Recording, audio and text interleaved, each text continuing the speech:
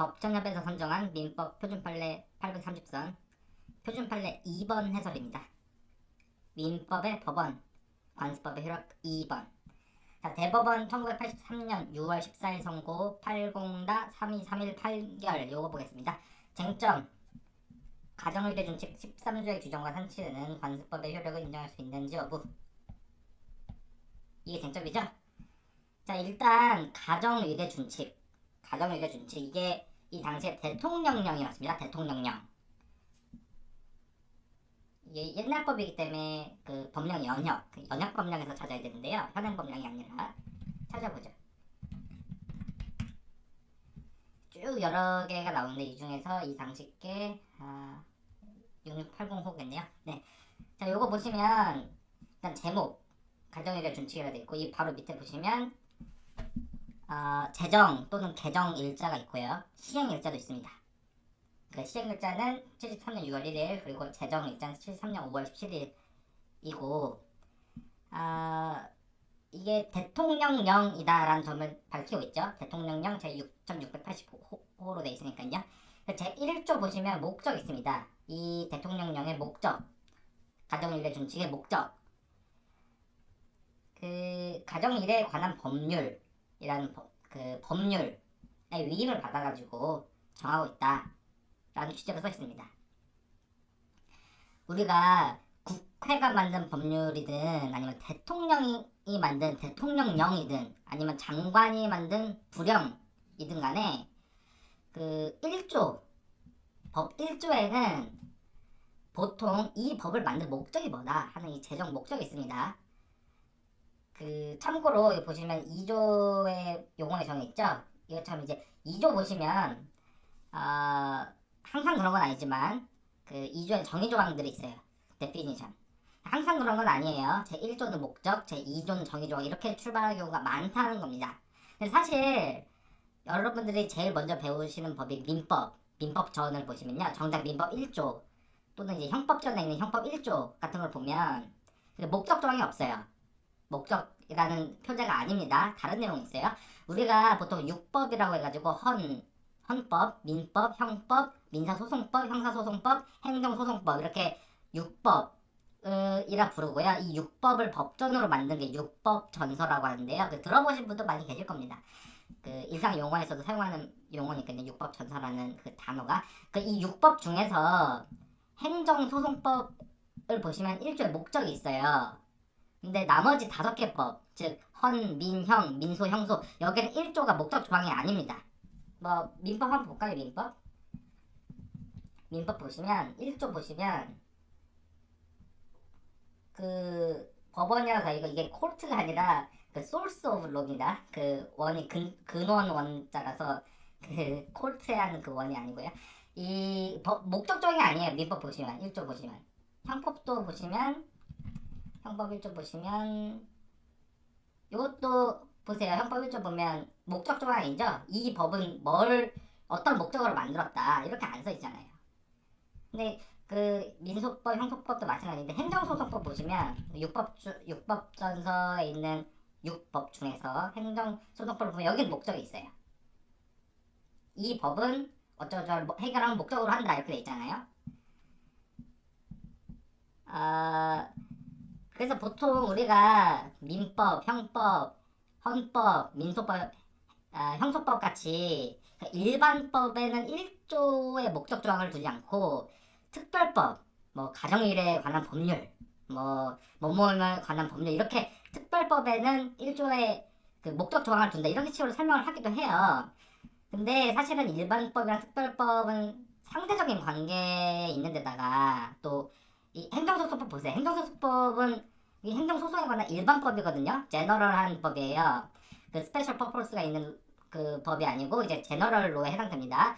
행정소송법 역시 행정소송에 관한 일반법인데 이걸 특별법이라고 보통 얘기는 안 하는데 여기는 목적 조항이 있잖아요. 그러니까 일반법에는 목적 조항이 없고 특별법에 목적 조항이 있다 이런 설명이 꼭 뭐 반드시 100% 적절한 건 아닙니다만 어쨌거나 결론적으로 헌법, 민법, 형법, 민소법, 형소법 이렇게 5법 5개의 법 빼고는 대부분 법 1조의 목적 조항을 두고 있다. 이 정도로 생각하시면 충분합니다. 어쨌거나 이 가정일에 관한 법률은 국회가 만든 법률이고요. 가정일의 준칙은 대통령이 만든 대통령령인데 아까 보신 준칙 1조 보시면 그리고 거기서 언급하고 있는 가정일에 관한 법률 3조 2항을 언급하고 있잖아요. 아까 보신 것처럼 에 관한 법률. 아 이거 법률 영역에서 차이겠죠? 가정일에 관한 법률 쭉 나오는데 이게 아마 이 당시가 80년대. 아 예.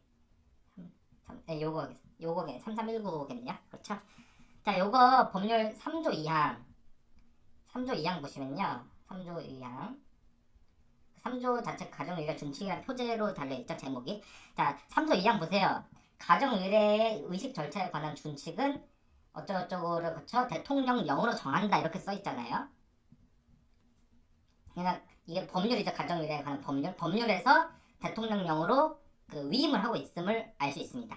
그리고 이 실제로 이렇게 위임받아서 제정된 대통령령인 가정일에 준칙 1조 보시면 이 가정일에 관한 법률 3조 2항에 따라서 지금 위임받아서 이걸 정하고 있다는 그 펄포스를 그 밝히고 있다고요. 그렇죠? 참고로 이제 보시면 가정일에 관한 법률이라고 되어 있는데 법률이잖아요. 이때는 법률 이름 즉 법명, name of 법. 이 법명은 이 시절에는 다 붙여쓰기를 하고 있죠. 그렇죠? 붙여쓰기를 하고 있습니다. 가정일에 띄고 관한 띄고 법률이 아니고 그냥 다 붙여서 가정일에 관한 법률 이렇게 정식 명칭이 다 그렇게 붙어 있었습니다.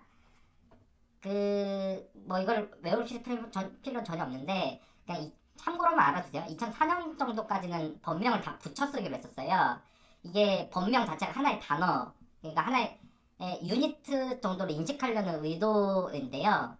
그 가정일에 관한 법률 이게 하나라는 거예요. 하나의 단어라는 거예요. 근데 그러다 보니까 너무 불편하고 이상하잖아요. 다 법률 이름이 엄청 긴데 뭐뭐뭐뭐 저거 관한 법률 이렇게 돼 있는데 이걸 다 붙여쓰기 하니까 막 독일에서 단어 할 때 막 합성어 만들 때 이제 다 붙여쓰는 것처럼 그 되게 이상하잖아요. 뭐 기다리고 기다리던 기다리고 기다리던 뭐 아버지 가방에 들어가신다, 아버지가 방에 들어가신다 이렇게 띄어쓰기에 따라서 우리말은 굉장히 다른 의미를 가질 수 있게 되는데 이게 다 붙였으니까 이제 오해 소지도 있고 좀 이상하다 해가지고 한 2005년일 겁니다. 2005년 1월부터 재개정되는 그 법명은 다 이제 띄어쓰기를 했어요. 그리고 뭐 말씀드린 김에 같이 말씀드리면 법명 띄어쓰기는 그렇고요. 이 법명이든 아니면 법률에 있는 개별 조항의 내용이든 간에 2000년 전까지는 한문 표기를 했습니다. 한자 표기를 했다가 그 이후부터는 그 한글 표기로 합니다. 한글 표기, 한글화.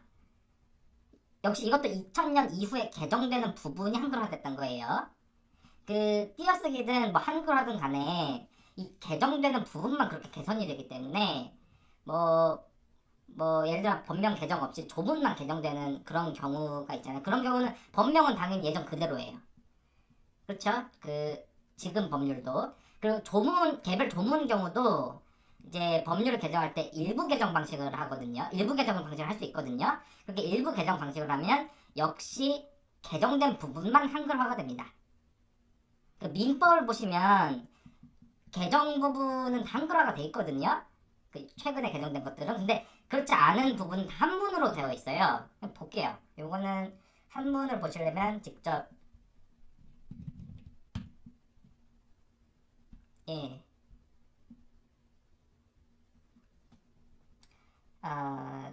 민법 여기 보시면 이 오른쪽 위에 보시면 그 프린터기 있고 옆에 뭐 그 3.5인치 플로피 디스크가 있고 그 옆에 한자의 한 표시 있죠. 그걸 누르면 이게 원문으로 바뀝니다.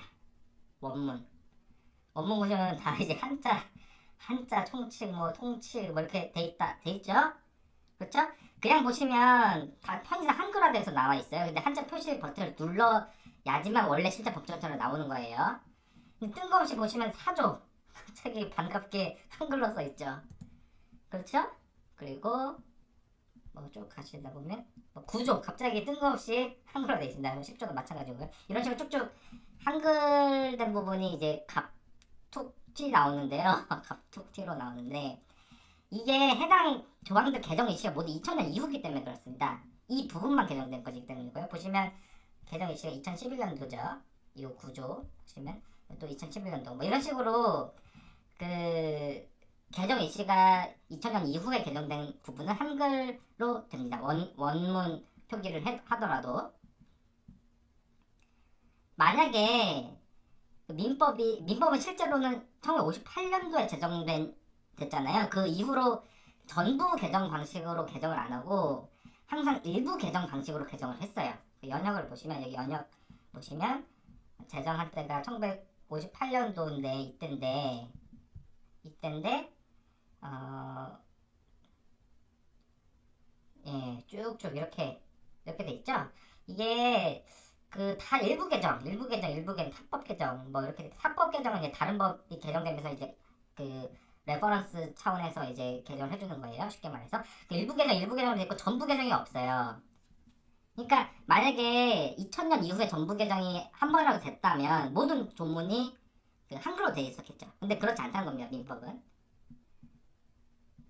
제가 지난번 판례 말씀드릴 때 그 개정을 하면 번호가 안 밀리도록 148조에 2, 148조에 3 이런 식으로 껴넣는다고 했잖아요. 근데 그렇게 껴넣는 거는 일부 개정할 때 그렇게 껴넣고요. 전부 개정을 할 때는 1조부터 아예 넘버링을 다시 매깁니다. 그러니까 조문 번호가 다 달라져요. 전부 개정하기 전과 전부 개정하기 후는 그 조문 번호 암기한 게 다 날아가 버립니다. 다시 그 넘버링을 1조부터 쭉 하기 때문에 그 결과적으로 전부 개정한 직후에는 몇 조에 2, 몇 조에 3, 몇 조에 4 이런 게 없어집니다. 전부 개정 직후에는. 우리가 아무리 많은 조항이 개정되더라도 민법의 뭐 90년 민법 전면적 개정 그 형사소송법 2007년 뭐 전면적 개정 이렇게 전면적 개정이다 대폭 개정이다 이렇게 얘기를 하더라도 다 법전 편찬 방식에서 그 넘버링을 다시 하는 뭐뭐 조에 2, 뭐뭐 조에 3 같은 게 사라지고 1조부터 쭉 넘버링을 다시 하는 그 전부 개정이란 형식을 취하지 않는 이상은 모두 다 일부 개정에 해당되는 거예요. 형식만 해서 일부 개정에 해당되는 겁니다. 그래서 민법 같은 경우는 다 그 일부 개정을 해왔던 거예요. 민사소송법은 어떨까요? 민사소송법?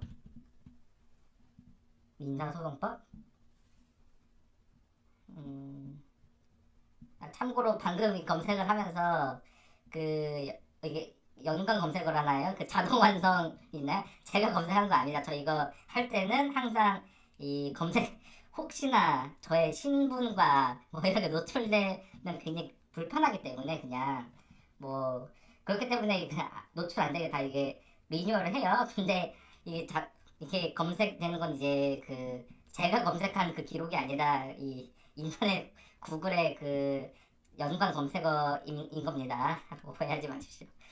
방금 실컷했네요. 자, 이거 보시면 민사소송법을 보고 있죠. 이거 한을 딱 눌러버리면 그 한자 표기가 되잖아요. 그리고 다시 한을 누르면 이런 거 뜰 때마다 제가 불안하다는 말씀이에요. 네, 민사소송법이고 여기 보시면 한자를 좀 이제 원문 표기가 되는 겁니다. 지금 이게 원문 표기예요. 근데 아까 민법을 봤을 때 딱 원문 표기를 하면 한자로 바뀌잖아요. 그런데 지금은 그 한글입니다. 한글이고 괄호 열고 한문 표기가 병기돼 있을 건 있긴 있습니다만 기본적으로 한글이죠. 이게 왜 그러냐? 말씀드린 것처럼 2000년 이후에 전부 개정 형식으로 한 번 이상 개정이 됐다는 것을 알 수 있는 거예요. 실제로 그렇지 연역 버튼 한번 눌러보죠. 연역 버튼 보시면 민소법이 제정된 건 1960년도인데요. 쭉 일부 개정, 합법 개정은 무시하시면 돼요. 일부 개정 되다가 자 2002년 이때 전부 개정이 됐죠. 그렇죠? 그 전에 어떠했는지 한번 볼까요? 2002년 개정 전에 한번 어떻게 됐는지 보면 자 처음에 딱 뜨면 이제 한글화가 돼 있지만 그 한자 버튼을 원문 표기 버튼을 누르면 이렇게 돼 있어요. 이게 2000년 개정 전에 전부 개정 전에 민사소송법 원문이 이렇습니다. 하지만 아까 말씀드린 것처럼 그 현행 민사소송법은 그 전부 개정된 이후기 때문에 지금 원문을 클릭해도 이제 한글화가 돼 있는 겁니다. 이해되시죠? 형사소송법도 한번 나중에 찾아보세요. 형법은 어떤지, 행정소송법 이런 건 어떤지. 참고로 이 한글과 관련해서 말씀드리면 2020년까지는 이 변호사 시험에서 시험장에 시험용 법전으로 한자 법전을 제공했거든요. 근데 그러다 보니까 이제 민사소송법 같은 건 괜찮아요. 민사소송법 같은 거는 괜찮은데 이제 민법, 형법 이렇게 2000년 이후에 전부 개정된 적이 없는 법률들은 다 일부 개정만 됐던 법들은 이제 조문 대부분이 한자로 표기돼 있잖아요. 한문으로. 그러니까 한자 교육을 받지 않은 요즘 세대 입장에서는 읽는 게 너무 힘들고 뭐 법전 제공을 해도 시간 없어 죽겠는데 그거 한자 하나하나 읽히지도 않는 거 굉장히 그 한자로 돼 있으면 읽는 속도가 느리잖아요. 우리 그 소위 말하는 이제 신세대에서는. 그러니까 그리고 또 실무에서도 요즘은 다들 법제처 국가법령정보 같은 인터넷 링크로 법령을 확인하기 때문에 한글화된 걸로 봅니다. 한글화된 걸로. 실무에서는 항상 최신 법령을 확인해야 하기 때문에 이제 종이 법전보다 업데이트가 빠른 인터넷 링크로 확인하게 되는데요. 그러다 보니까 시험장에도 한자 법전 제공이 과연 적절한지 하는 문제 제기가 계속 있어 왔어요. 드디어 법무부가 2021년 변시부터 한글화된 법전을 시험장에 제공한다고 합니다.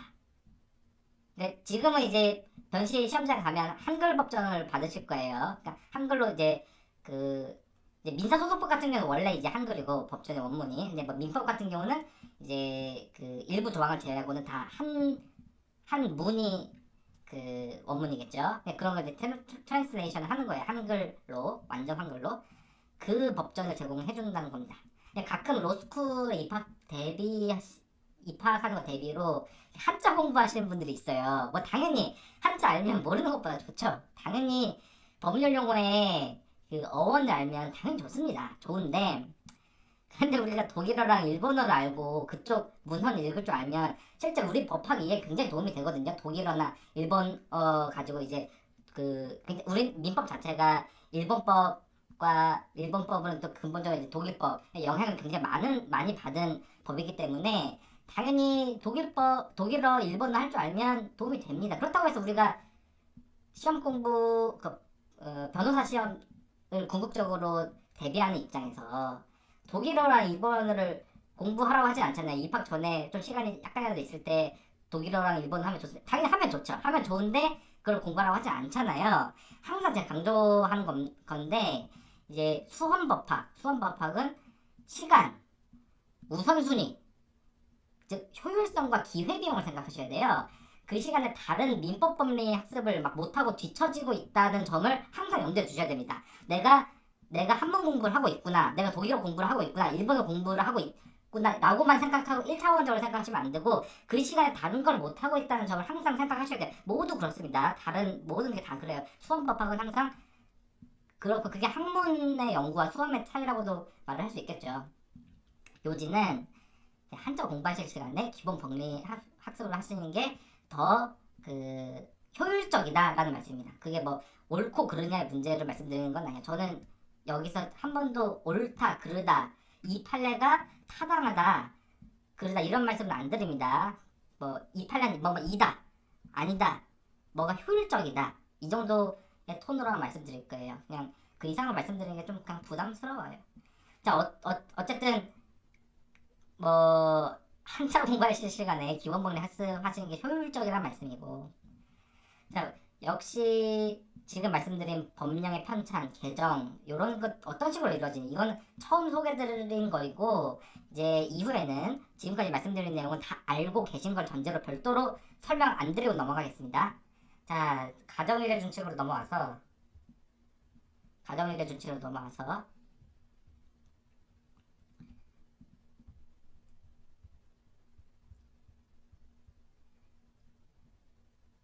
이거 법률이죠. 법률의 위임을 받아서 면역 최근 본 법령 면역 가용해 주지. 요거 13조 보시면 이제 문제 조항이 이 가령이가 준 즉 대통령령 13조 요게 문제가 됐던 거예요. 지금 이 80-3231 판결 이 표준 판례 2번을 보고 계시잖아요. 여기서 문제가 됐던 조항이 바로 준칙 13조였습니다. 이 13조 보시면 읽어볼게요. 사망자의 배우자와 직계 비속은 상제가 된다. 주상은 장자가 되고 주상 장자. 그러니까 제사 주제는 이제 상 주제는 이제 장자가 된다는 거예요.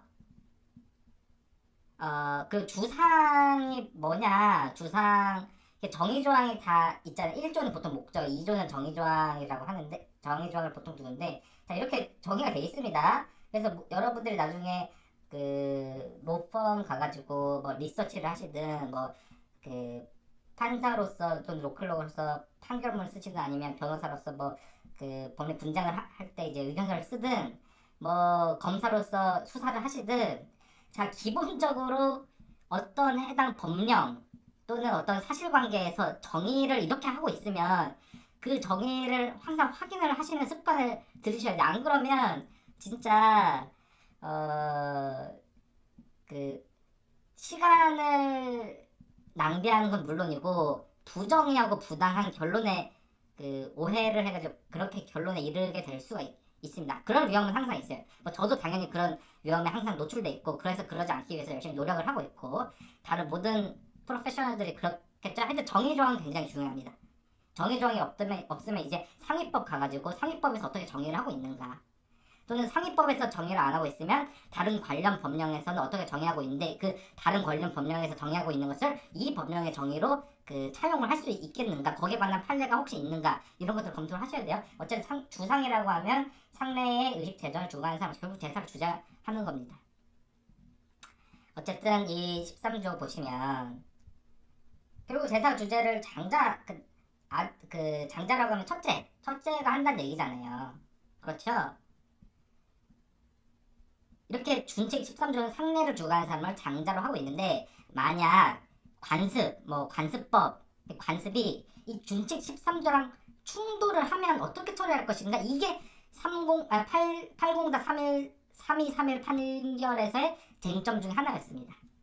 관습이 준칙 13조의 명시 규정이랑 충돌하면 어떻게 되는가 이 사안이 이 판결 찾아보시면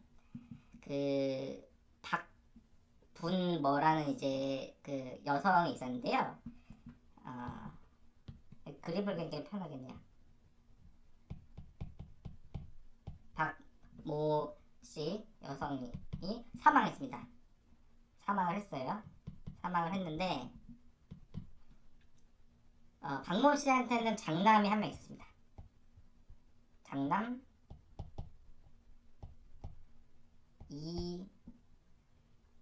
이병모 씨예요. 이병모 씨. 그리고 장남모의 아버지 결국 이제 남편이 해당되겠죠? 이제 그 아버지가 이인모 씨였습니다. 그러니까 이렇게는 부부가 되겠고 이렇게 되면 이제 자식이 되는 겁니다. 장자죠. 지금은 호주제가 폐지됐는데 그 당시에는 요 판결 나올 때만 해도 당시에는 호주제가 있어가지고 호주 오스트레일리아 아니고 이제 호의 그 가가호 할 때 호의 주 그입니다. 호의 적 그리고 그 호를 이제 일가로 하면 이제 가적인데 호주나 호적 같은 개념이 있었어요. 그러니까 이 남자가 이제 호주제 뭐 폐지돼서 뭐 요즘 잘 모르시다고 해도 그 양성평등에 문제가 있어가지고 뭐 폐지된 건 그건 잘 아시죠? 호주는 남자였거든요. 그래서 이분이 그 남편이 호주였습니다. 호주. 그런데 이 사건이 원고가 이 아들 이 사람 상대로 소송을 제기한 거예요. 원고 피고. 무슨 소송이냐? 그 사망을 했잖아요. 모친이 사망을 해서 이제 분묘가 있을 거 아닙니까? 분묘가 이제 그 묘지예요. 묘지. 분묘. 묘지인데 묘지를 철거해라.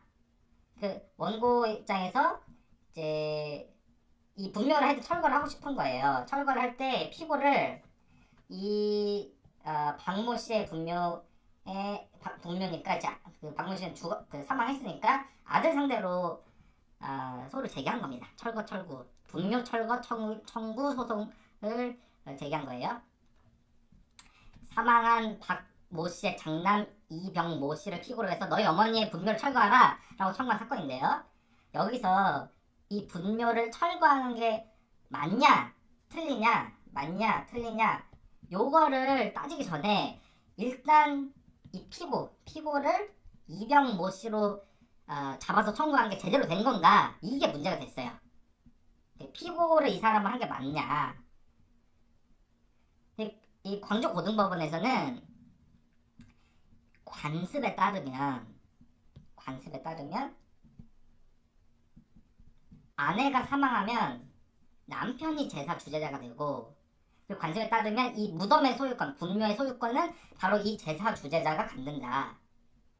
다시 광주고등법원에서는 관습에 따르면 아내가 사망하면 남편이 제사 주재자고, 그럼 결국은 분묘 소유권이 이 남편에게 갖는다. 그래서 결국은 뭐 남편을 상대로 청구한 것은 이제 모르겠는데 어쨌든 이 장남을 상대로 분묘 철거 청구를 한 거는 받아들일 수 없다는 취지로 판결을 해요. 이제 정확히 이제 각하 판결을 하는데요. 각하란 개념 자체를 지금 모르시기 때문에 이제 그건 패스하고 어쨌든 피고를 이 장자로 한 건 잘못됐다라는 취지로 판결을 내립니다. 광주고법에서. 이게 그 논리는 뭐냐면 관습에 따르면 남편이 살아있는 이상 남편이면 몰라도 장남 상대로 분묘 철거를 구할 수 없다는 논리인데요. 문제는 아까 보신 대통령령인 가정의료준칙 13조 요거 보시면 오히려 상제 겸 주상이 남편이 아니라 장자로 돼 있잖아요. 그러니까 준칙대로라면 장남 상대로 분묘를 철거할 수 있는 게 아니냐는 생각이 들잖아요. 그러니까 준칙에 따르면 철거할 수 있을 것 이 아들 상대로 피고로 해도 될 것 같고, 관습에 따르면 그렇게 해서는 안 되고 이제 남편 상대로 철거 청구를 해야 될 것 같고 하는 문제가 생기면 이게 쟁점인 거예요. 결국 관습과 준칙이 충돌하는 겁니다. 이 문제 어떻게 해결해야 되냐에 관한 문제이고 그게 쟁점이 되었던 사례입니다. 제가 이 문제 어떻게 해결됩니까? 제가 지난번에 표준판례 1번 해설할 때 민법 1번 해설할 때 관습과 관습법의 개념 구별을 하고 말씀드렸죠. 관습과 관습법. 관습은 사회의 거듭된 관행. 이 관습이 존재하고 거기에 법적 확신이 더해져서 또 헌법 질서에 반하지 않을 경우 이런 요건을 모두 만족하면 이 관습이 관습법에 이른다라고도 말씀드렸어요. 그래서 관습이라고 우리가 얘기하지만 이게 관습, 사실은 관습이라고 하거든요. 나중에 얘기할 거예요. 관습과 관습법은 개념상 구별할 수 있다라고 말씀을 드렸습니다. 지금 쟁점이 뭐냐면 남편 제사를 주재한다는 관습이 장자가 주상이라는 규정과 충돌하는 이 문제인데요. 이 충돌의 문제인데 이것도 관습과 관습법의 관계, 관습이 어떻게 관습법이 되는가, 그리고 사실은 관습과 관습법으로 나눠진다. 이 관점에서 이 쟁점도 해결하시면 됩니다. 구체적으로 어떻게 되냐면 케이스 A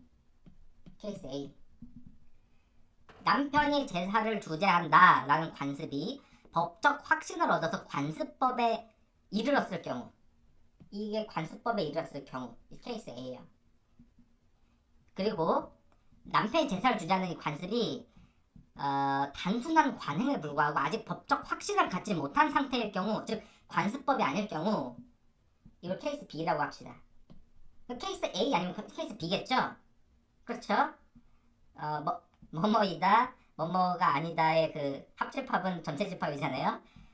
제 설명이 수학적으로 맞나요? 어쨌든 말씀드리고 싶은 거는 이해하셨을 겁니다. 자, 이 관습이 관습법일 경우 케이스 A, 관습법에 이르지 못한 사실인 관습일 경우 케이스 B로 나눠 검토해 보자는 거예요. 그래서 케이스 A부터 볼게요. 케이스 A. 관습법일 경우. 자, 관습법일 경우 이건 어떻게 되냐면 관습법과 재정법 스테이튜트.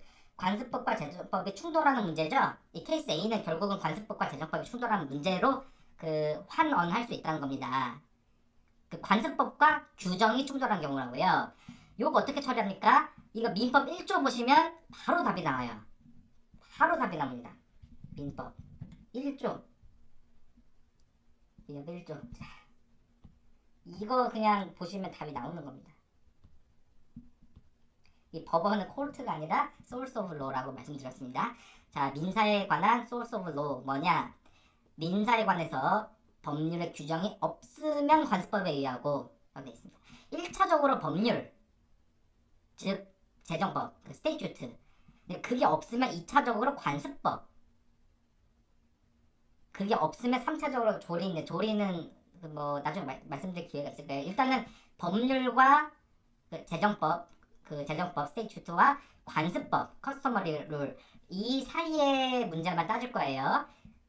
법률과 관습법 사이만 따지면 법률 우선하고 관습법은 뒤쳐져야 되죠. 그게 바로 관습법의 재정법에 대한 보충적, 열후적 성격이란 겁니다. 재정법이 우선을 해요. 왜? 민법 1조 때문에. 물론 지금 가정의례 준칙 이 대통령령이잖아요. 법률이 아니라 대통령령이지만 가정의례에 관한 법률 3조 2항의 위임을 받아 만들어진 규정이기 때문에 여기에 위반되는 것도 결국 법률에 위반되는 것으로 볼 수 있습니다. 그래서 지금 케이스 A 남편의 제사를 주장한다는 관습이 법적 확신을 얻어 관습법에 이르렀다고 볼 경우 가정적인 거예요. 그렇게 볼 경우의 처리 간단합니다. 그 관습법 적용할 수 없고요. 가정의례 준칙 13조 재정법 정확히 대통령령이지만 법률의 위임을 받아서 제정된 가정의례 준칙 13조에 따라 처리하면 된다.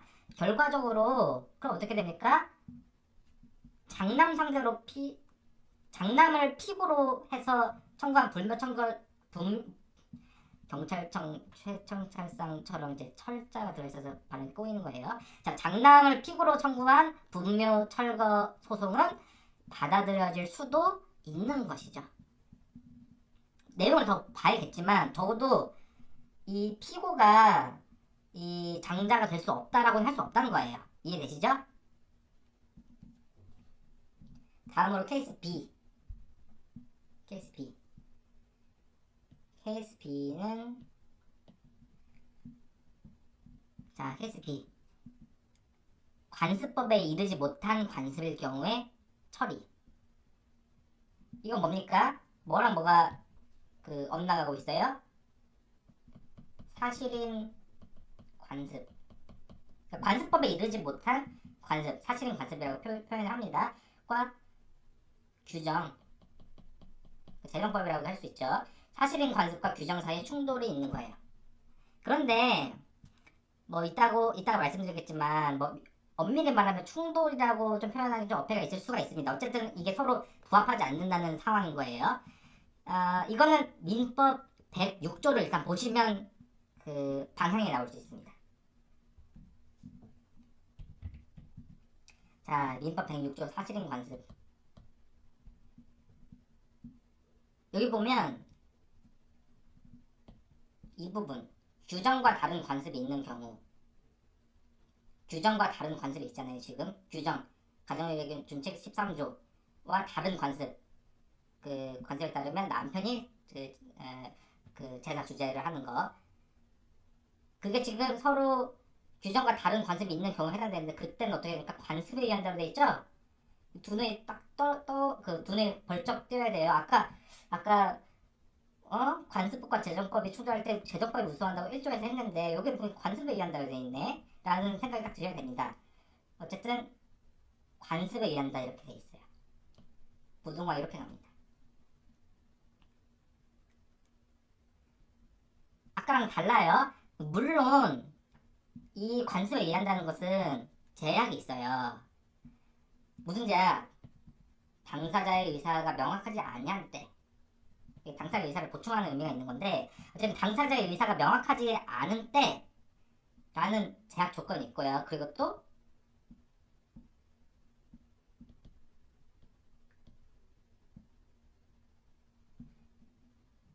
이 요거 선량한 통속 기타 사회 질서와 관계없는 규정, 이거랑 관계 없어야 돼요. 선량한 풍속 기타 사회 질서, 이거 말하기 힘들죠? 공소양속이랍니다. 공소양속과 관계없는 규정 1컷. 이 제약이 있기는 있지만 그걸 논외로 하면 관습이 우선한다고요. 구체적으로 공소양속 위반 문제가 없다고 가정할 때 1차적으로 당사자의 명확한 의사에 따르고 2차적으로 그게 없으면 2차적으로 관습에 따르고 그게 없으면 3차적으로 규정에 따릅니다. 이렇게 사실은 관습은 아까 말씀드린 것처럼 관습이 법적 확신에 이르지 못하기 때문에 관습법이 아니기 때문에 즉 법이 아니기 때문에 엄밀히 말하면 사실 관습 내용이 법률과 다르더라도 그 재정법 스테이튜트와 다르더라도 법과 법의 충돌 문제를 접근하기는 어렵고요. 법이 아니니까 사실은 관습 법이 아니니까 사실은 관습에 따를 것이냐 아니냐 다시 말해서 어떠한 사실은 관습이 유효하냐 아니냐는 단지 공소양속과 관계된 규정 위반이냐를 갖고 판단하게 됩니다. 그게 106조의 취지예요. 근데 선량한 풍속 기타 사회에서 즉 공소양속 이거랑 관계되는 규정, 관계없는 규정이라는 말을 지금 계속 하고 있는데 지금 그게 와닿지 않잖아요. 선량한 풍속 기타 사회에서 규정 자체가 뭔지 지금 모르잖아요. 지금 안 배웠으니까. 공소양속 규정이 도대체 뭔가 요거는 역시 조문에 보면 나와 있습니다. 103조 보시면 자, 그 반사회 질서의 법률이라고 표시가 돼 있고 공소양속에 위반한 사용을 내용으로 하는 그 법률행위 즉 계약은 무효로 한다. 자, 103조는 공소양속 위반 행위는 무효라고 하고요. 이게 도대체 무슨 얘기냐면 예를 들어서 마약을 매매하는 계약 체결한다. 마약 매매 계약 체결하면 이건 무효거든요. 103조 위반이에요. 왜냐면 마약 매매는 선량한 풍속 기타 사회 질서에 위반한 사항을 내용으로 하는 계약이잖아요. 마약 매매는 공소양속에 반하는 계약이기 때문에 그래서 103조 위반이라서 무효입니다. 그걸 강행규정 위반이라고 보통 얘기를 해요. 어떤 관습이 있는데 그 어떤 관습도 마찬가지예요. 관습도 공소양속에 위반되더라. 그럼 무효입니다. 예를 들어서 뭐 영업 허가 명의 같은 걸 받죠. 그 그 지자체로부터 이제 영업 허가 명의를 받았을 때 그걸 영업 허가 명의를 막 양도를 하기도 하거든요. 허가 명의를 양도하는 계약을 막 사람들끼리 체결해요. 사람들끼리 내가 영업 인수해서 내가 영업하겠다. 그 영업 허가 명의 양도하는 계약을 할 때 뭐 예를 들어서 계약서에 그 양도 대금 얼마라고 계약서에 써 있는 것보다 뭐 뇌물로 쓸 돈을 얹어주기로 하는 관행이 있다고 가정합니다. 이건 설명의 편의를 위한 가정이지 실제 뭐 그런 관행이 있다는 얘기는 아니에요. 그 가정적으로 말씀드린 겁니다. 그 설명을 위해서 그 사고 실험을 하는 거예요. 사고 실험. 자, 어쨌든 영업 허가명에 양도할 때 계약서에 써 있는 것보다 윗돈을 줘서 뇌물로 윗돈을 줘서 주기로 하는 관행이 있다고 가정했을 때 설령 그런 관습이 있다고 하더라도 그 관습은 무효입니다. 왜? 공소양속에 반하는 관행이기 때문이죠. 왜? 106조 때문에. 아까 106조 보시면 반복해 보시면 1차적으로 당사자의 명확한 의사, 2차적으로 관습, 3차적으로 규정이라고 했는데 여기서 법령 중에 선량한 풍속 기타 사회 질서와 관계없는 규정일 것을 조건을 하고 있잖아요. 전제하고 있잖아요. 그게 바로 강행규정 위반. 그러니까 뭐 예를 들면 뭐 뇌물, 마약 이렇게 쓰기 위한 뭐 그런 관행 같은 거 그런 것은 무효란 얘기입니다. 그런 관행에 따를 수는 없다는 얘기예요. 이해되셨죠? 이게 106조의 의미가 그렇습니다. 다시 정리하면 사실은 관습과 규정과의 관계에서는 명확한 당사자의 의사가 없는 상황이면 결국은 관습이 규정보다 우선하잖아요. 근데 아까 관습법은 재정법과의 관계, 관습법과 규정 사이의 관계에서는 관습법보다 규정이 우선한다고 했잖아요. 관습법의 보충적, 여루적 성격이라고 해가지고, 그러니까 이 두 가지의 차이, 결정적인 차이는 뭐냐면, 요 관습법과 규정 사이 관계는 법과 법이 충돌하는 것이고, 사실인 관습과 규정 사이는 법과 법이 충돌하는 게 아니라 그 계약의 그 해석, 당사자의 의사 해석에 관한 내용과 규정 사이의 관계를 적용하는 조문입니다. 그러니까 민법정이 굉장히 헷갈리게 되어 있긴 한데 대법원 판례는 1조, 민법 1조와 민법 106조를 그 관점에서 접근을 하고 있는 거예요. 이해되시죠? 그러니까 관습이 우선하고 규정이 우선하게 되는 결과가 되는 겁니다. 뭐에 따라서 이게 사실인 관습이냐 아니면 관습법에 이르렀냐에 따라서. 근데 여기서 반드시 여러분들이 주의하실 점이 있어요. 주의해야 할 점이 있는데, 자, 관습법에 이르지 않은 관습, 관습법에 이르지 않은 관습, 즉 사실인 관습. 요거는 규정보다 우선한다고 했는데, 그러면 무조건 민사소송 했을 때 민사소송 결과가 무조건 관습에 따라서 규정을 배제하고 관습에 따라서 판결 결론이 나온다? 이렇게 단정할 수는 없어요. 자, 사실인 관습이 규정에 우선한다고 해서 항상 판결 결론이 사실인 관습에 따라서 판결되고 규정이 적용 안 되는 이런 결론은 단정할 수 없다고요. 그런 결론이 나올 수도 있죠. 근데 그렇게 단정할 수 없다고요. 왜? 그 이유는 두 가지인데요. 이렇게 되지 않을 수 있는 이유는 두 가지인데, 첫 번째 변론주의, 두 번째 관습이 공서양속 위반될 수 있기 때문에. 그러니까 사실인 관습이 규정보다 우선하지 못하는 경우가 생길 수 있는데 그게 그 이유는 변론주의 때문, 두 번째 공서양속 위반일 수 있기 때문에 그렇습니다. 두 번째 공서양속 위반된다. 이건 방금 말씀드렸죠. 예를 들어 뇌물, 마약 이런 거래에 관한 관습이 있으면 그 관습 무효라고 했죠. 그 관습대로 처리를 할 수가 없습니다. 그래서 그 당연한 거고 민법 106조 취지가 그렇다는 것이고요. 첫 번째 변론주의. 이건 처음 말씀드리는 개념인데요. 이 변론주의의 반대말은 직권탐지주의예요. 두 개념을 비교하면 변론주의 개념을 쉽게 알 수 있습니다. 이 변론주의라는 게 뭐냐면 그 법정에서 말로 내 주장은 이렇습니다 라고 하는 게 변론이에요. 변론주의라는 것은 그 변론에서 온 그 용어인데요. 그러니까 소송 자료, 그러니까 사실과 증거, 그 팩트와 에비던스, 사실과 증거에 수집하고 제출할 책임을 당사자한테 맡기고 원고 피고한테 그걸 맡기고, 여기 주목하세요. 변론주의가 뭐냐면 이 당사자 즉 원고 피고가 수집해서 변론에서 제출한 소송 자료만을 재판의 기초로 삼는 원칙입니다. 이 변론주의의 정의가 뭐냐면, 이건 여러분들 나중에 외워서 이제 답안지 현출할 수 있을 정도로 그 아셔야 되는 개념인데요. 변론주의란 소송 자료, 즉 사실과 증거의 수집, 제출의 책임을 당사자, 원피고에게 맡기고, 당사자, 즉 원피고가 수집해서 변론에서 제출한 소송 자료만을 only 당사자가 수집해서 변론에서 제출한 소송 자료만을 재판의 기초로 삼는 원칙을 얘기해요. 그게 변론주의입니다. 변론주의의 정의예요. 직권탐지주의는 그게 아니라 소송자료의 수집 제출 책임을 당사자, 즉 원피고가 아닌 법원, 코르트가 그 소송자료 수집 제출할 책임을 맡게 되는 그런 원칙을 얘기합니다. 그런 주의. 예를 들어서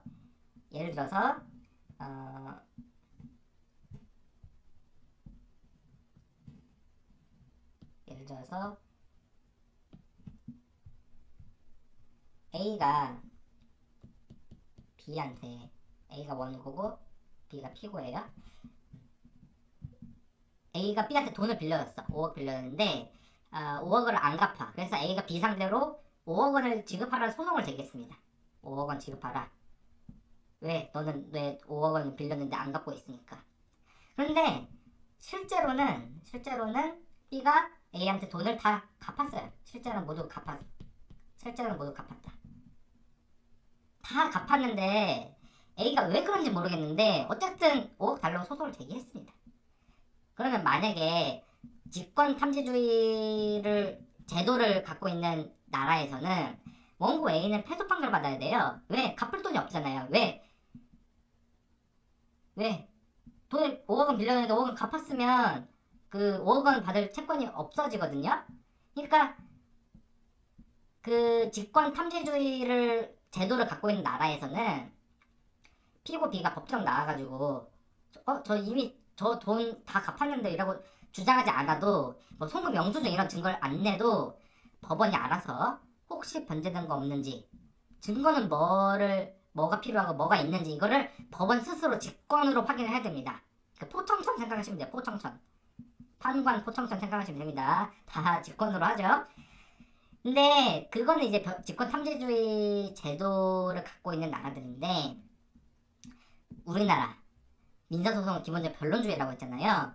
변론주의 제도에서는 만약에 피고가 돈 다 갚았다라고 주장을 안 하면, 그러니까 돈 갚았다는 아무런 주장을 안 하면, 또는 주장을 하더라도 이 갚았다는 증거를 못 내거나 그런 증거가 부족하다라고 하면 원고 A가 승소 판결을 받습니다. 우리나라 그래요.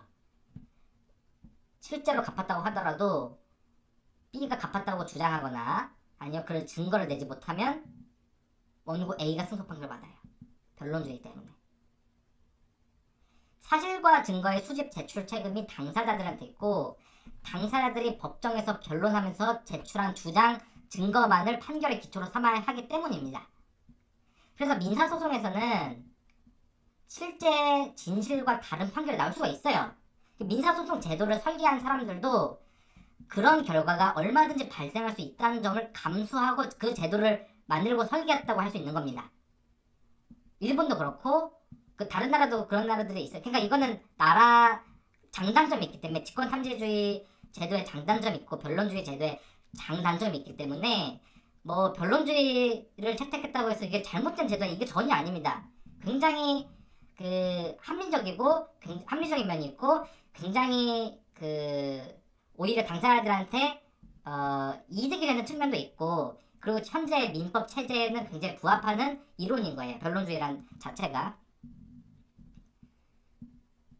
우리 민사소송 구조는 기본적으로 변론주의를 채택하고 있어요.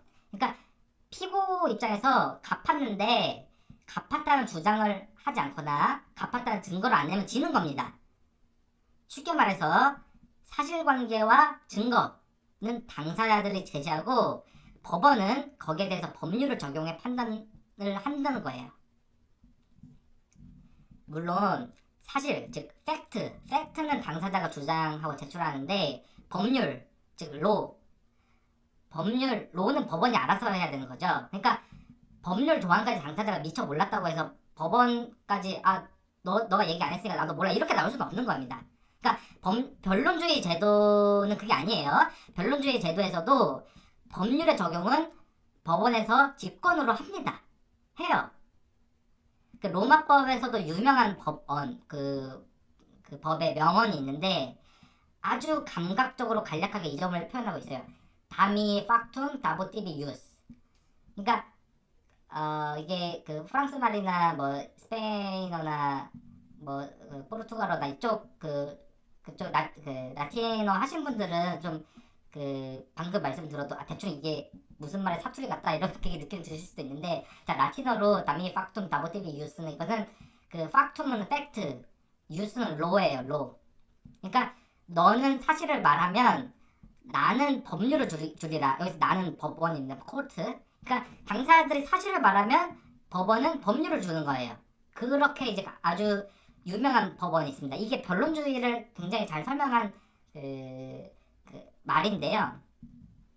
팩트의 주장 제출 책임 당사자가 갖고 법률은 법원이 챙겨야 되는 것이라고요. 그럼 관습과 관련해서 어떤가? 관습과 관련해서 드디어 관습이 나습니다. X라는 관습이 존재한다. 이게 사실인 관습, 즉 법적 확신을 얻지 못한 그 단계의 그 거듭된 관행에 해당되는 이상, 사실인 관습에 해당되는 이상, 이 X라는 관습이 존재하냐, 존재하지 않냐, 요거는 변론주의의 대상입니다. 변론주의의 대상. 관습이 있냐 없냐 이거 변론주의 대상이에요. X라는 관습이 존재한다. X라는 관습이 존재한다라고 그 관습의 존재를 주장하는 당사자들이 원고든 피고든 그 당사자가 이러이러한 관습이 존재합니다라고 법정에서 변론을 해야 돼요. 그 법정에서 말로 얘기를 해야 된다고요. 그리고 그러한 관습, X라는 관습이 존재합니다라고 주장하면서 그걸 뒷받침하는 증거, 에비던스도 내야 됩니다. 왜? 변론주의 때문에. 그러니까 사실은 관습은 변론주의 적용 대상이라고요. 근데 만약에 이 X라는 법이 X라는 관습이 법적 확신을 얻어가지고 X 다시라는 관습법이라고 합시다. 이 X라는 관습이 법적 확신을 얻고 법질서에 위반되지도 않아가지고 그 관습법이라는 지위를 획득했다고 해요. 그래서 X 다시라고 관습법화된 경우라면 요 X 다시는 단순한 사실이 아니라 법이죠. 재판의 규범으로 사용되는 그 법입니다. 법. 어떤 법이 있냐 없냐, 어떤 재판 규범이 있냐 없냐는 기본적으로 누가 책임다고 했어요? 법원, 코르트가 직권으로 확인할 사항입니다. 그러니까 사실, 팩트, 증거, 에비던스에 대해서 당사자들이 주장하고 제출하고 그걸 못 내면 거기에 상응하는 불이익을 얻는 그 책임이 있지만 법률, 재판 규범 이거는 법원이 직권으로 적용을 해야 되는 거라고요. 변론주의 대상이 아니라 직권 탐지 영역입니다. 왜? X 다시 관습법 이건 사실은 관습이 아니라 관습법이기 때문에 이해되세요? 이거 직권으로 그 법원이 챙겨야 된다는 얘기라고요. 굉장히 중요하죠. 관습이냐 그 사실은 관습이냐 관습법이냐는 이 부분에서 굉장히 결정적인 차이를 갖게 됩니다. 예를 들어서 좀 극단적인 사례를 할게요. 예를 들어서 어떤 종류의 매매 계약을 할 때 웃돈 얼마를 주는 관습이 있다, 커스텀이 있다 했을 때 이게 만약에 사실은 관습이다, 관습법이 아니라 사실은 관습이라면 그걸 주장하는 당사자가 증거를 제시하고 그런 관습이 있다고 주장을 해야지만 재판에 반영이 되고요. 근데 만약에 어떤 종류의 매매 계약을 할 때 웃돈 얼마 주는 관습이 이제 관습법에 이르렀다면 법원이 매매 계약 관련해서 어떤 법적 판단을 할 때 그 관습법, 재판 규범, 관습법을 적용해서 판단을 해야 된다는 거예요. 자, 요지는 다른 것 같습니다. 요지. 지금까지 설명한 것의 요지는 자, 관습과 규정이 일치하지 않는 경우 케이스 A, 즉 그 규정이 관습법이라면 민법 1조 관습법의 보충적, 열후적 성격에 따라 규정대로 처리하면 됩니다. 케이스 B 사실인 관습에 머무르는 정도의 경우라면 그 규정이 사실인 관습이라면 민법 106조에 따라 관습대로 처리를 합니다. 다만 관습대로 처리하되 첫째, 변론주의를 적용을 받는다는, 둘째, 공소양속 규정에 위반돼서 안 된다는 그 제약을 받습니다. 여러분들 나중에 정리노트 만드실 때 정리노트 같은 건 뭐 어떤 형태로든 뭐 책에 가피라듯이 아니면 뭐 혼자 그 하나의 별책으로 만드시는 그거는 뭐 형식적인 것이고 결국 정리노트라는 그 개념은 갖고 있어야 되거든요. 결국은 직전에 그걸 보셔야 되니까 정리 노트에는 지금까지 설명드린 내용이 다 적혀 있을 필요가 없어요. 그렇게 적혀 있어도 안 됩니다. 안지박에 언급되는 요지, 키워드만 넣어가지고 간결하게 적혀 있어야 되고요. 그 간결하게 적혀 있는 걸 보시면서 지금까지 말씀드린 내용이 두뇌에 있는 그 잠재적인 부분을 아주 빠른 시간 내로 순간적으로 자극할 수 있어야 되는 거예요. 그러니까 이걸 다 쓰면 다 못 읽습니다. 나중에. 그쵸? 간결하게 정리 노트에는 요지만 이해를 해야지만 그 요지가 있는 거예요. 이해가 안 된 채로 요지한 거 누가 한 거 100개까지 쓰면 그러면 아무 의미가 없습니다. 그러니까 무슨 말씀인지 이해하시죠? 그 이해를 하셔야 되고 결국은 암기를 하셔야 되는데 암기는 결국은 이해를 통한 반복 과정에서 나오는 것이고 결국은 최종적으로는 간결하게 짧게 몇 줄로 정리돼야 된다는 겁니다. 그 과정이 생략된 채 처음부터 암기장을 보면 의미가 없다는 거예요. 그건 뭐 아주 많은 뭐 교수님들이나 뭐 학원 강사님들이나 일치해서 제대로 된 강사라면 제대로 된 교수님이라면 그런 얘기를 할 거예요. 이해되시죠? 자, 요지 반복합니다. 관습과 규정이 일치하지 않는 경우 케이스 A 그 규정이 관습법이라면 민법 1조 관습법의 보충성에 따라 규정대로 처리.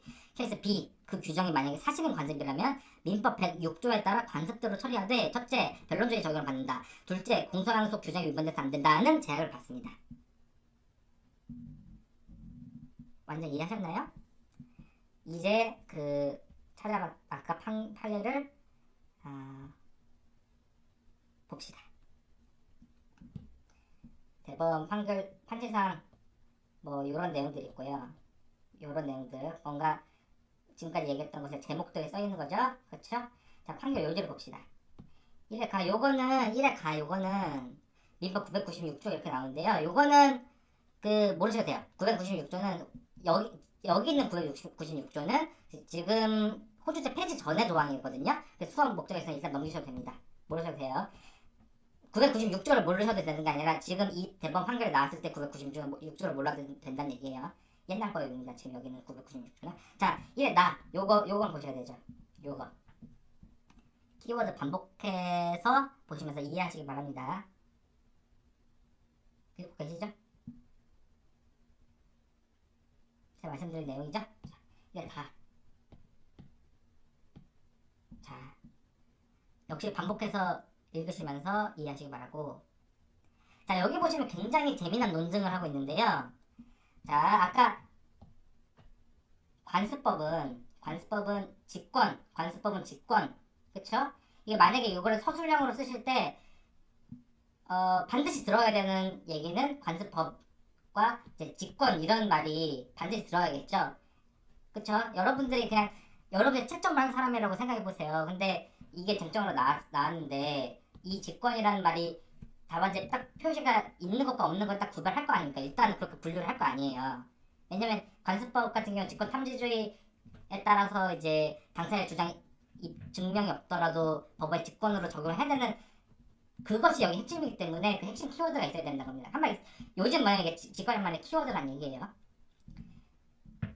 그쵸? 이렇게 해서 당사자 주장 입증할 필요가 없는데 이에 비해 사실은 관습은 당사자가 주장 입증을 해야 한다. 여기까지는 제가 말씀드렸습니다. 그렇죠? 근데 이 뒷부분이 굉장히 재미난 논증을 하고 있죠. 이 뒷부분. 읽어보세요.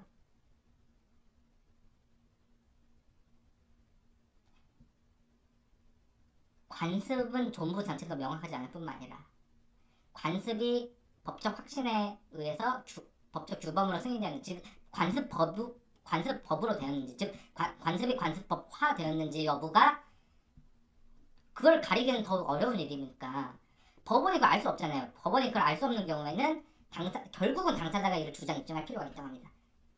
그러니까 이게 무슨 얘기냐면 자 관습법은 직권 탐지를 한다고 했고 사실 관습은 그 변론주의 대상이라고 했어요.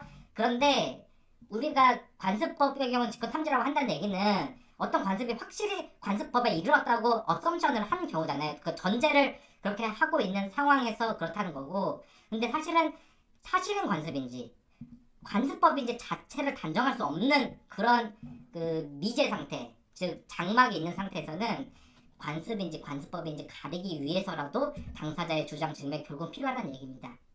굉장히 재미난 논증이죠? 이 논증 구조 이해하시려면 기본적으로 사실은 관습은 주장 입증이 필요한 변론지 대상이 있고 관습법은 그 직권 탐지주의의 적용 대상이랑 이 점을 먼저 알아야지 이 논증 구조를 이해하실 수 있습니다. 그렇죠? 이래라. 참고로 말씀드리면 학설 중에서는 이런 대법원 판례 논증에 반대하는 견해도 굉장히 많아요. 약간 잘못된 논증이다, 오해를 하고 있다 이런 비판도 있는데요. 기본적으로 저는 다 판례 법리에 따라서 해설을 해드리는 겁니다. 대법원 판례 입장에서 뭐 이제 시험 문제에서 예를 들면 다툼이 있으면 판례에 의함이라는 문구가 항상 들어가게 되거든요. 쟁점에 대해서 그 견해가 다를 경우는 그래가지고 이제 판례 중심으로 말씀을 드리는 거예요. 이게 옳다 그르다 이렇게 얘기를 하려는 것이 아님을 거듭 말씀드립니다. 자, 사실인 관습에 대해 설명하고 있는데요. 민법 106조 다시 한번 보세요. 민법 106조 최근본 법령, 현행법령, 민법, 조문이동 106조. 이거 그럼 보고 계시지 마시고 본인들이 직접 찾아보셔야 됩니다. 찾는 것 자체도 의미가 있어요. 자, 106조 다시 확인해 보세요. 읽어보십시오. 사실의 관습의 경우 1차적으로 당사자의 명확하니라, 2차적으로 사실의 관습, 3차적으로 규정. 다만 그 경우에도 강행 규정을까지 이길 수는 없다는 것. 자, 그 다음에 1회 마. 1회 마.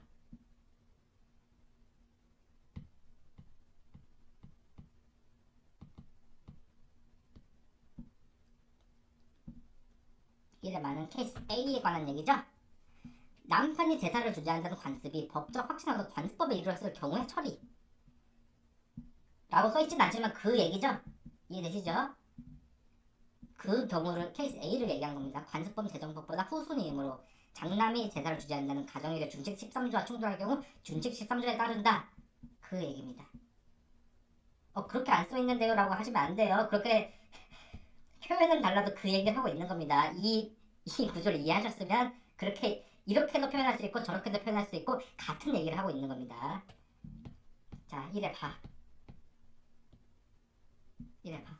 자, 이건 짐작하셨다시피 1회 판결 요지가 이제 케이스 A에 관한 것이라면 바는 케이스 B.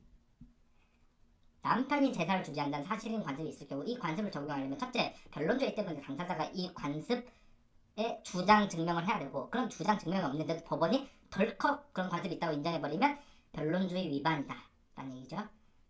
둘째, 임의규정 사항인지 강행규정 사항인지 여부에 대해서도 판단을 해야 된다. 법원이 그것도 판단 안 하고 해보지도 않고 덜컥 그냥 관습 인정해버리면 안 된다 라는 얘기죠. 그게 바죠. 그렇게 안 써있는데요 라고 하시면 안 돼요. 그렇게 써있는 거예요. 몇 줄이 하나 둘 셋 넷 다섯 이 7, 8줄이 그 얘기를 하고 있는 거잖아요. 그와 같은 주장과 입증이 있어야 할 뿐만, 이게 뭡니까? 변론주의 대상이라는 얘기죠. 그리고 뿐만 아니라 이 관습이 사적 작성이 인정된 임의규정에 관한 것인지 여부를 심리 판단해야 된다. 강행규정에 관한 사항인지 여부를 판단해야 된다는 얘기잖아요. 왜? 그 논리 구조는 요겁니다. 요 논리 구조 때문에 그래요. 이해되시죠? 아까 서두에서 이 판결 원심, 그 원심은 이제 1심 판결을 받고 항소하면 항소심 판결을 받죠?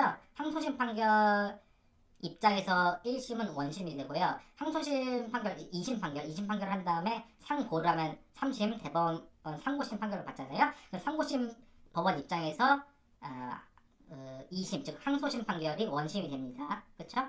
대법원의 입장에서는 원심, 고등법원이 되는 거죠. 고등법원을 거친 사건에서. 고등법원에서 광주고법인데요. 광주고법에서는 원심에서는 관습에 따라서 그 남편이 살아있는 이상, 남편이면 몰라도 장남 상대로는 분묘 철거를 구할 수 없다 라고 이제 원심이 그렇게 봤어요. 근데 대법원이 보기에는 아니, 만약 케이스 A, 관습법이라면 준칙 13조에 위반돼서 그 관습을 적용할 수 없지 않겠냐. 그러니까 만약 케이스 A 관습법이라고 하면 원심 판결이 법리를 오해한 것이고, 케이스 B 사실은 관습에 머무는 정도였다라고 하면 심리를 충분히 다 안 한 겁니다. 왜? 변론주의의 관점이 있고, 그리고 임의규정인지 강행규정 여부를 판단해야 되잖아요. 그러니까 그냥 관습에 따라서 그냥 여기 그 피고로 삼을 수 없다 이렇게 해버리면 심리를 충분히 안 한 거라고요. 그러니까 케이스 A라고 하면 법리를 오해한 거고, 케이스 B라고 하면 심리를 충분히 다 하지 못한 잘못이 있다는 거예요. 그리고 근본적으로 케이스 A인지 B인지도 불명확한 상태에서 덜컥 결론을 낸 잘못이 있다는 겁니다. 그래서 대법원이 원심 판결을 깨고 심리 다시 하라면서 그 원심법원, 즉 광주고법의 사건을 돌려보냅니다. 원심 판결을 깨고 돌려보낸 것을 파기하고 환송한다고 얘기하거든요. 그걸 줄여서 파기환송이라고 부르는데요. 민사 3심, 즉 민사 상고심은 상고를 받아들이면 이렇게 파기환송을 하는 것이 원칙입니다. 이것도 찾아보죠. 민사소송법. 민사소송법 보시면 민사소송은 민사소송에 관한 법률이기 때문에 항소라든지 상고라든지 뭐 이런 것들 다 있어요. 판결에 관한 것도 다 있고 436조가 파기환송에 관한 건데요. 상고법원은 상고에 정당한 이유가 있다는 그 상고가 받아들이려면 원심 판결을 파기하고 환송하거나 이송해야 된다. 이제 이송 이 얘기는 그냥 지금 모르셔도 됩니다. 그 원심법에 환송하는 게 원칙이에요. 자, 오늘 민법 표준 판례 2번 관습법의 효력 2를 보셨는데요. 이걸 보셨는데, 자, 정리할게요. 이 민법 표준 판례 2 마무리합니다. 관습법과 재정법이 충돌하면 민법 1조에 의해서 재정법이 우선한다. 이런 얘기는 지금 책에 나와 있죠. 인용되지 않은 부분 중에서 이 판례 80-331인가요? 80-3231 중에서 여기 인용되지 않은 부분 중에서 유의미한 것만 추려 덧붙이면, 자, 사실인 관습은 공소양속 규정에 위반되지 않아야만, 즉 임의 규정 사항에 해당돼야만 관습을 우선시킬 수 있다. 그리고 그 경우에도 변론주의의 대상이 된다. 라는 점이고요. 그리고 사실인 관습과 관습법은 근본적으로 다른 건데, 사실인 관습은 당사자의 의사를 보충하는 것이고 관습법은 더 나아가서 법적 확신을 얻어 법 규범으로까지 승인된 것을 말한다. 라고 이제 사실인 관습의 그 개념과 관습법의 개념을 구별해서 설치한 것도 굉장히 중요한 판시 사항입니다. 그 밖에 나머지 것들 뭐 이게 제사 주제를 장남이 하니 뭐 가정일가 준칙이 13조에 따르면 뭐니 이거는 모르셔도 돼요. 그것을 제가 설명드린 이유는 이 판례의 요 법리들을 이해하기 위해서 이 케이스에 대해서 설명을 드려야 되기 때문에 말씀드린 것이고, 일단 호주제 자체가 없잖아요. 그러니까 그런 말하자면 재판례에 해당되는 것들보다도 법리에 관한 대법원의 해석 적용에 관한 의견, 즉 판례 부분에 중점을 두시고 기억을 하시라는 겁니다. 그리고 그 판례 부분은 여기 나온 판례 요지 외에도 두 가지, 사실 관습은 공소양속 규정에 위반되지 않아야, 즉 임의 규정 사항에 해당돼야만 관습을 우선한다. 그리고 그것도 변론주의 대상이다. 그리고 사실 관습은 강사자의 의사를 보충하는 것이고 관습법은 법적 확신을 얻어 법 규범을 승인된 것을 말한다. 라는 것까지는 보셔야 된다는 얘기예요. 이해되시죠? 수고하셨고 형법 표준 판례 2번에서 또 뵙도록 하겠습니다.